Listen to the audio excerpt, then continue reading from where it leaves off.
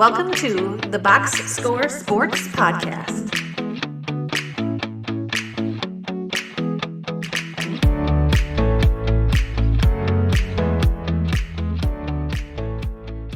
Let's go to the Jacksonville Jaguars. So the Jacksonville Jaguars also finished 9-8. What was your favorite move that the Jaguars made?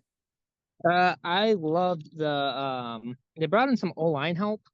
And that's a big thing they needed to keep Trevor Lawrence from right. And then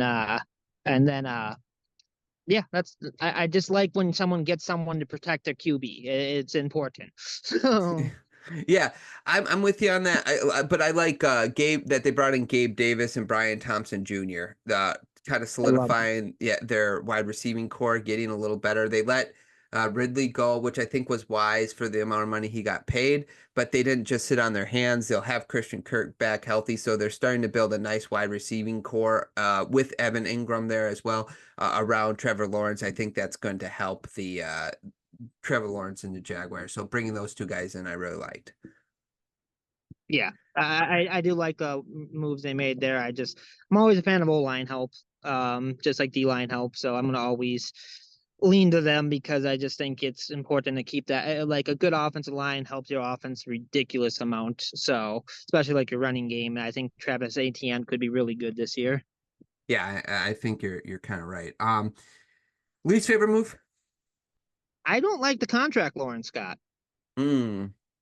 Um, I get it. What's behind door number 2 doesn't exist. Mac Jones. Yeah, he whatever.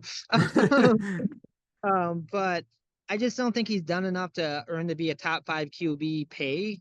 Mm-hmm.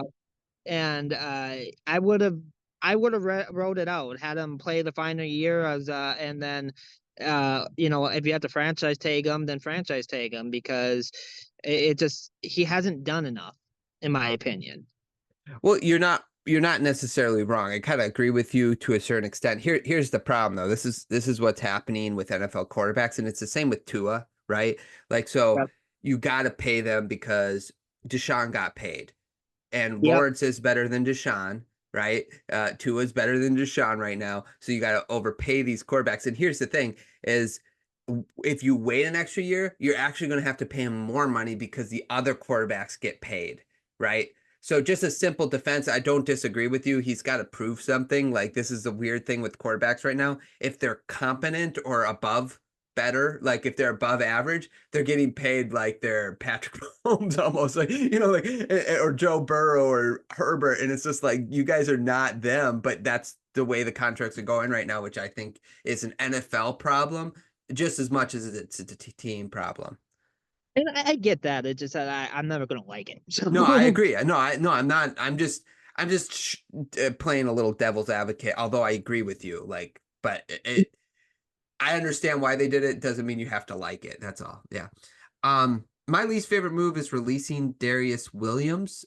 He was a really good corner for them last year, and they released him. I think to save cap is what I read, like $8 million in cap.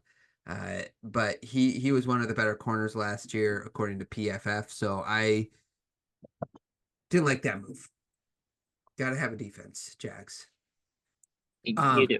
Yeah. And also another least favorite move, Josh Allen changed his name to Hines Allen. Not a big fan of that. Just throwing that out there. I like Josh Allen against Josh Allen. What was that, Eric? We're just trying to catch up with everybody else. Yeah, everybody hyphenated names. It's like I like Josh when Josh Allen played Josh Allen. I like that. Like, but whatever. Okay. Yeah. Biggest green flag for you. Brian Thompson. I mean, did I say the name right? Thomas. The wide receiver. Yeah. Thomas.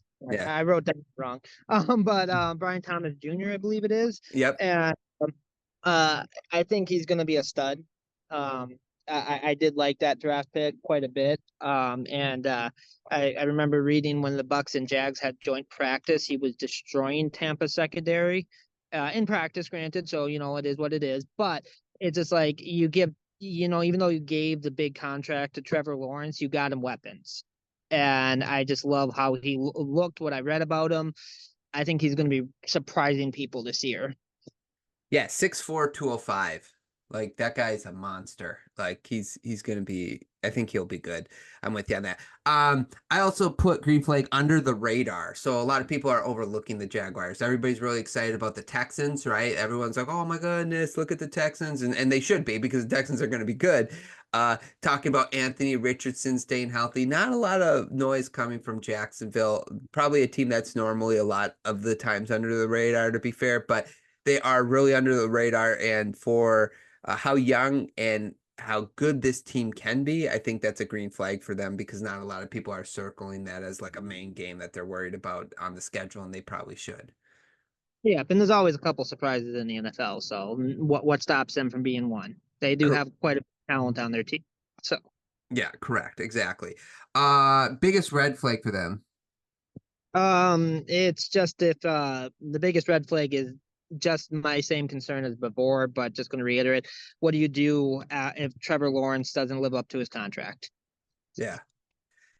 So, because now you got that much money invested into him, it'd become a moot point if he does. So, I mean, it's not a huge red flag. And then, the defense isn't the strongest. So, Yeah, I had protecting Lawrence. They gotta protect Trevor Lawrence. You talked about bringing in a couple offensive linemen. I do like that, but doesn't mean it always works out. Like a lot of teams bring in, and Lawrence got injured halfway through last year, and it was very noticeable. I think they went 8-3, and then he had like 4 different injuries at up to and after that point. He had up to 4 injuries, different parts of his body because they weren't protecting him. So you got to protect Trevor Lawrence. You can't have him injured every year. And if you do that, I think we'll see a better version of Lawrence. So you got to protect him. I'm not confident 100% that they'll do that. We'll see. But bringing those offensive linemen, positive, but doesn't mean it's going to work. So that's my red flag. all right. Fantasy football go-to. This is a dynasty league is Brian Thomas Jr. I think next year he'll be the Jags' #1 receiver. Yeah. So to me in a dynasty league, that would be like if I needed receiver help, that's the guy I'm going after. Okay, nice. I'm gonna say I agree with you. I'm gonna throw Christian Kirk's name out there if he's healthy. He's just a reception machine, especially if a PPR league. He's a save. And Evan Ingram, he had a really good year last year. If you're gonna go for tight end and you don't like any of the receivers, but he's sitting there, he's basically their #1 receiver. So I would go Evan Ingram. And it's so funny because when you bring up Christian Kirk, I laughed at the contract they gave him when they signed him, and he's living up to it. So shows how much I know. Yeah. So maybe they know more about Lawrence than we know. There's a possibility there. Jaguars, I'm okay with that. Luke would be happy. Yeah. And the thing with Christian Kirk that I didn't factor in is that he is definitely like a good route runner and about timing. Kyler Murray is not. So when he went from Kyler Murray to Trevor Lawrence, who is better at that, it would make sense that he'd be better, but we don't know that until we see it. You know what I'm saying? Yeah. Yeah. Okay. Prediction. What do you have the Jaguars going? 9-8.